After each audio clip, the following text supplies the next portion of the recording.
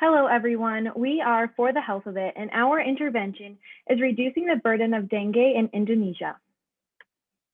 Our program will be called ACHIEVE, which stands for Vaccine Hesitancy, Mixed Media, Vector Education.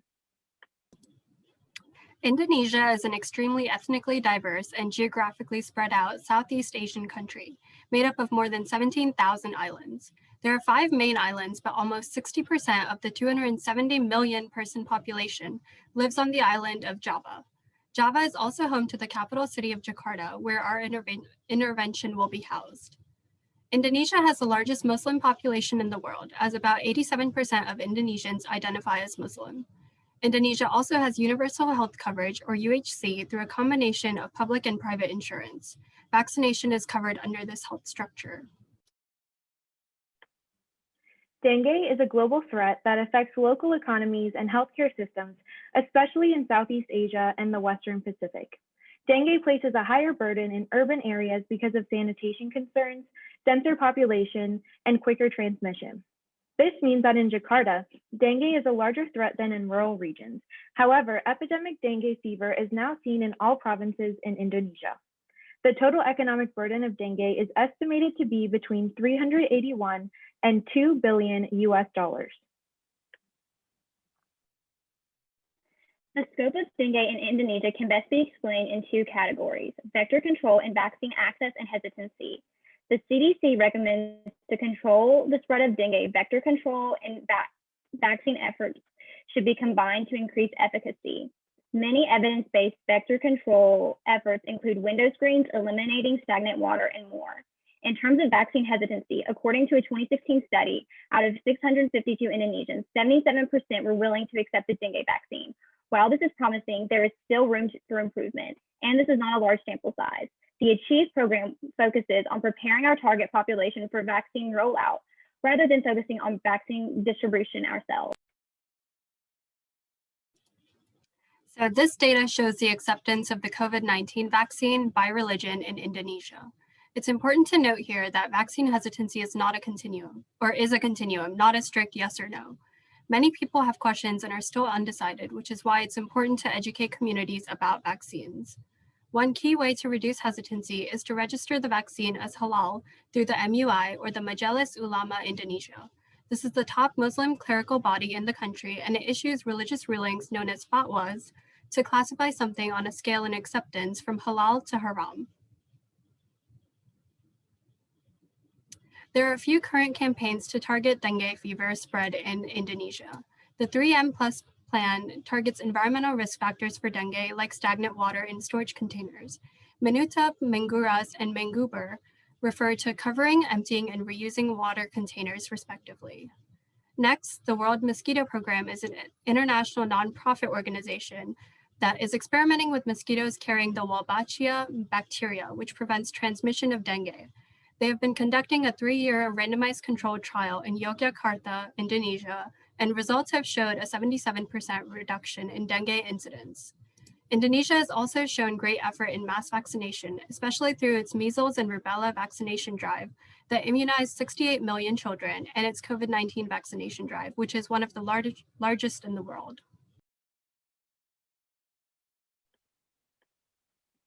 As you may know, the 10 essential services of public health were updated in 2020 to center equity.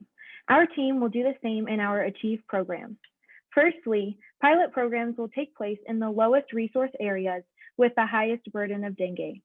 We intentionally chose a rural, suburban, and urban pilot group in order to gauge each area separately and not paint the country as a monolith. Financial incentives for all participants will be offered to ensure money is not a barrier to participating in our programs. And most programs will be offered over WhatsApp to ensure transportation is not a barrier either. The goal of our campaign is to ultimately reduce the burden of dengue in Indonesia using 2 methods. A mixed media campaign that spans over 5 years incorporates community-based participatory research.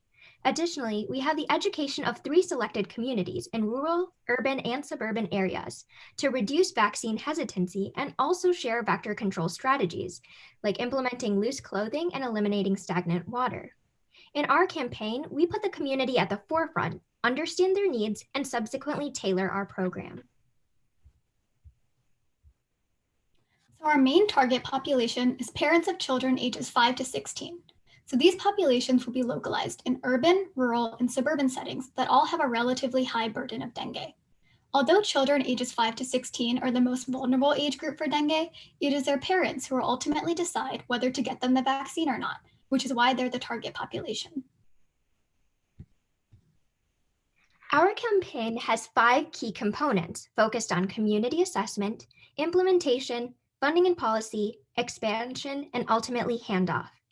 In the following slide, we will discuss our exact timeline and elaborate on how each of these functions individually. Since our program is multifaceted, we wanted to show you an overview of our timeline. As you can see, the bulk of our program is focused in years 1 through 3, but we will go into more detail about the program in subsequent slides. So a major stakeholder that we have are our advisory board focus groups. As part of our intervention, we'll be forming advisory groups in each location to assess the needs of the community. These advisory groups will be made up of leaders in the area who can not only assess needs, but also influence the community. Other stakeholders include congregations of local mosques, since 87% of Indonesia are followers of Islam. So working with these religious centers will serve as a way to partner with Muslim leaders of each community. We will also hire staff to support our initiative and partner with influential figures who can help raise awareness about our campaign. As stated earlier, we are conducting community-based participatory research, and at the very core of this is relationship building. We will begin by hiring 5 local staff who will serve as specialists, who will aid in the implementation and execution of our platform. These 5 specialists will help select participants for an advisory board. The advisory board serves to meet our goal of cultural competency and serves as a direct liaison between researchers and the community. Team for the Health of It firmly believes in community investment and not simply community outreach. Thus, we have prioritized establishing community relationships and forming trust before recruiting members for our pilot program. We do this by hosting in-person events, social events centered around planting gardens and picking up waste, which research has shown to be preventative factors in the transmission of dengue. Lastly, in order to finally test initial perceptions and understanding, we will be administering a baseline survey on dengue knowledge, vaccination, and perceived risk. In year 2, the educational materials for the mixed media campaign will be created by our team and presented to the pilot groups. The majority of this year will consist of gathering feedback from the pilot groups and making changes to the materials as needed. In year 3, our main focus is to expand our program. This will involve administering a final survey to evaluate what each pilot group has learned about dengue fever and will hopefully prove the efficacy of our intervention. We will also be presenting the findings to government officials in an attempt to advise any policy changes for the future. In years 4 and 5, we will prepare to hand our program to community members to expand our mixed media campaign with a regionally targeted approach. We will continue to evaluate by monitoring incidents of dengue and by staying in touch with our advisory boards and pilot groups to hear their feedback. Although a portion of our intervention will focus on digital platforms, we still plan to have in-person events at our 3 selected locations. It's important for the community to feel involved and stay engaged for our intervention to be successful.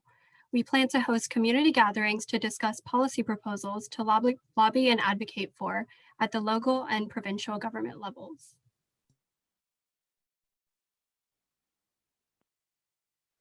Once we create a relationship with the community and assess needs, we will begin advocating for local and national policies, such as improved waste management and a national vaccine campaign. Any policies that we advocate for will be based on community needs and support. We will also advocate and apply for increased funding so our program can continue beyond.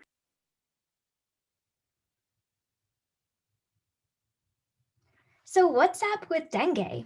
Our mixed media campaign utilizes various social media platforms to disseminate information. We found that internet penetration rate is 88%, which supported our reasoning for harnessing technology to implement our program. WhatsApp will be used to continuously give surveys and receive feedback, with staff serving as moderators. Instagram and Facebook will be used to post videos, commercials, digital flyers, and host partnerships with influential figures in Indonesia who will help spread our message. In Indonesia, radio works really well, and it will be utilized to host weekly talk shows, panel discussions with medical professionals, and live Q&As. In selected communities, we plan to hang and distribute flyers.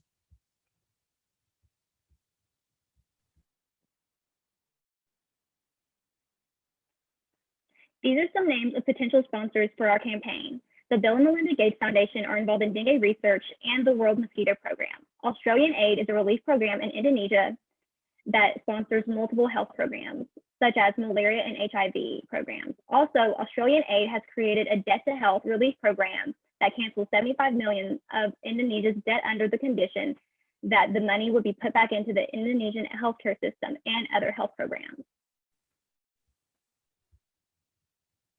Monitoring and evaluation are vital to our campaign. We will have monthly meetings with our advisory boards, analyze social media analytics and dengue incidence rates. We will see how the vaccine perception has evolved and how much knowledge has been learned about prevention strategies. We will also take into account parent satisfaction, since they serve as the ultimate decision makers for their children. We will administer a baseline survey to gauge initial knowledge, and information from this is used to create educational programs. Reevaluation from the surveys occurs after pilot programs have been implemented before a national campaign is considered. So this is our proposed budget. We've allocated a majority of our $500,000 towards financial incentives. So this $125K is to ensure that each community actually participates in our pilot studies. These incentives will also go towards the advisory boards of each group, as well as to influencers to help push our campaign. 20% of our funding will go towards promotional items so that we can recruit our pilot groups. Another 20% will go to staff, 15% for their community events, and 10% for data analysis of our survey results. So now moving on to sustainability. Our intervention incorporates a mix of economic, environmental, and social pillars that show how our program will proceed in the future. In regards to economy, a main part of our campaign is to educate on vector control. Having more people implement prevention practices in their daily lives will mean that there's less money spent on dengue treatment, so this will result in a more economically stable future. In regards to environment, an aspect of our campaign is to improve waste control, so this will ultimately limit mosquito breeding grounds and thereby decrease the spread and burden of dengue. And lastly, for social impact, by the time that the future vaccine becomes available nationwide, public opinion on vaccine efficacy and religious conflicts will have already been addressed, which shows a lot of promise for the future. It is, however, important to consider potential challenges. The first has to do with future funding. Sustainability is key, but one of the challenges we anticipate is finding the funds to continue running our program. We plan to offset this through partnerships with national and international organizations. The second challenge has to do with vaccine availability and access. Since equity is centered around the intervention, it is important that we address this challenge. The third has to do with the length of the policy approval. At the core of policy is advocacy. And while we do advocate for these communities in the 4th and 5th years, it will take several years to actually lobby, pass, and evaluate the policy.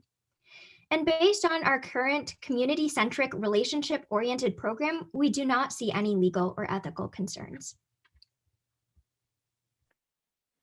Our program focuses on education and awareness for parents, impacting individual level behavior regarding vector control practices and vaccine hesitancy. Our intervention has an effect at the organizational level by building relationships with mosques and other religious centers. Community level impact will be influenced by engagement efforts and local action to support vector control. These efforts will also mitigate other mosquito-borne illnesses. We plan to recommend policy level interventions regarding evidence-based vector control and a mass vaccine strategy. Some ideas moving forward would include national level policy changes that would incorporate environmental health interventions and a nationwide vaccine campaign. We would eventually like to partner with schools that will implement a standardized dengue prevention curriculum. Thank you so much for your attention, and we are now open for questions.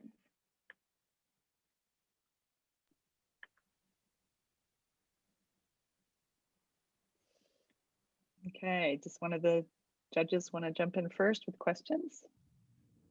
Sure, I'll jump in. Thank you for your presentation. Very delightful. Tell me more about the financial incentives. What exactly is the nature of the financial incentives? And once you describe that, what's the evidence base for their use in your program? Well, we want to provide financial incentives as a basis of equity and making sure we are compensating our community appropriately, which is why we calculated staff budgets and stuff like that to make sure that it's appropriate for the location. But how we plan to use our advisory boards is to help us decide what an appropriate financial incentive or maybe non-financial incentive is to attract people to join our pilot groups and be in our pilot program. I don't know if anybody else has something to add to this.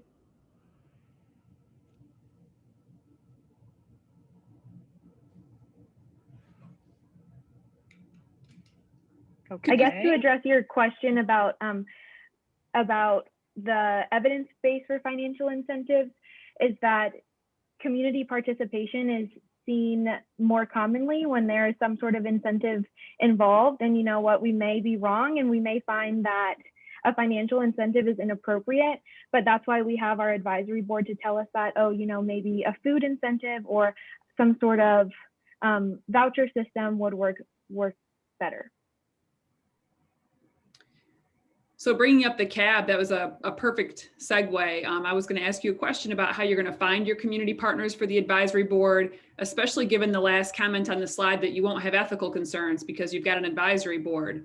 How does that, you know, number one, how are you going to find folks and how do they mitigate ethical concerns?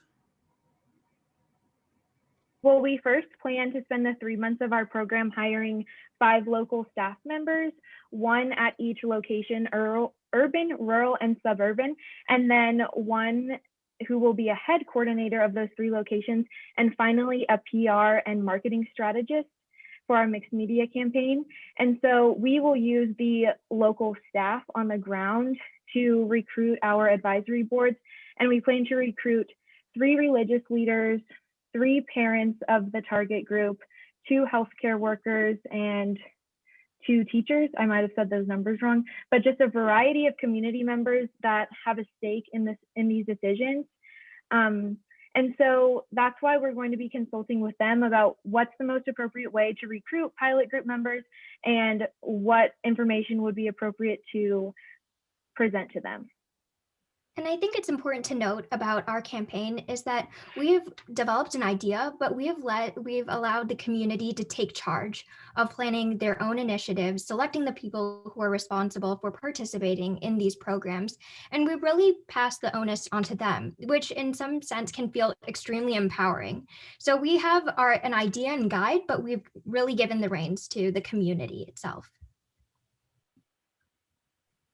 Good. Well, I'm glad you recognize that element of community-based participatory research, and I might also challenge you to think about how you could involve the community in defining what the problem itself is and what they really want to work on, because you're coming in there with this dengue thing and they may not be that that may not be what they want to focus on. So that's always a consideration. But what I really wanted to ask you is, it seems like you guys are focusing on increasing education and awareness. That's your main focus, right? And I just want to ask, do you think changing education and awareness is enough to create behavior change and change in health conditions? Is that going to be enough? So evidence has shown that an integrated approach is the right approach to take, which includes education and awareness. And we had discussed this as a team, and we decided, given the scope of our budget and the financial considerations, that vaccine education and vaccine hesitancy monitoring would be the best route to take for us, because we didn't want to rely on external funding that may not be confirmed. Although we are looking to expand this program based on future funding sources. Mm-hmm. And I would like to further elaborate what Bonnie had said, but I think the biggest constraint for us was the budget.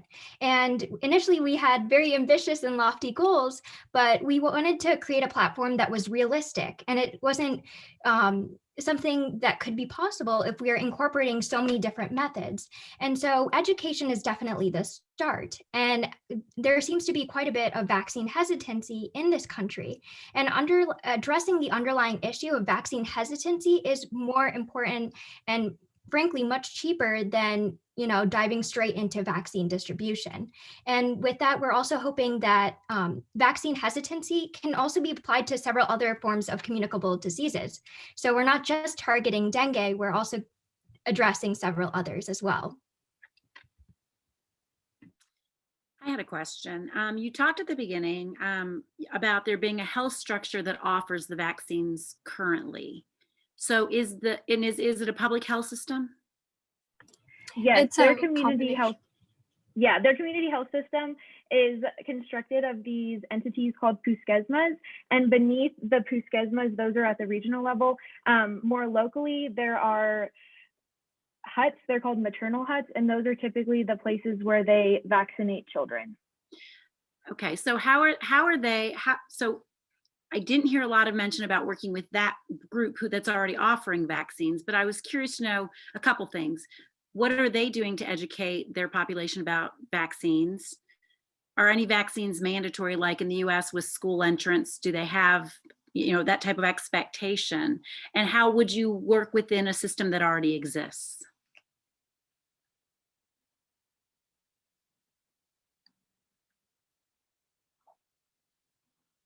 I can take that one.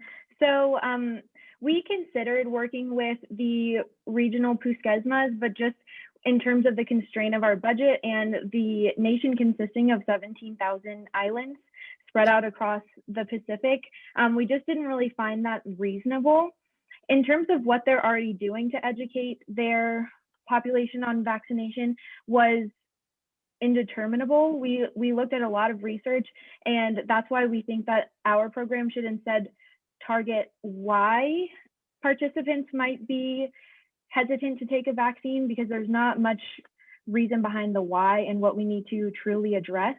And they do have fines for certain vaccines. I think the measles and rubella vaccine. So I think it's promising that we already have a structure to work with for vaccine distribution, which it would probably happen after our 5-year scope realistically. Okay, thank you so much. So I think Amy brings up a really good point there, and I recognize the budgetary constraints, but working with those maternal huts so that you're not seen as imposing on what they're already doing. So, kind of thinking about that, and how do you plan to engage them with your community engagement events? I'd be curious to hear how you've thought about that. I think that's an important consideration. And originally we discussed hosting our advisory boards and community events out of a mosque, but then we decided we don't want to polarize anybody who may not be Muslim or may not go to a particular mosque, and we needed to choose secular locations. So I think a great secular location to host our in-person events would be at a pusquesma or local health department.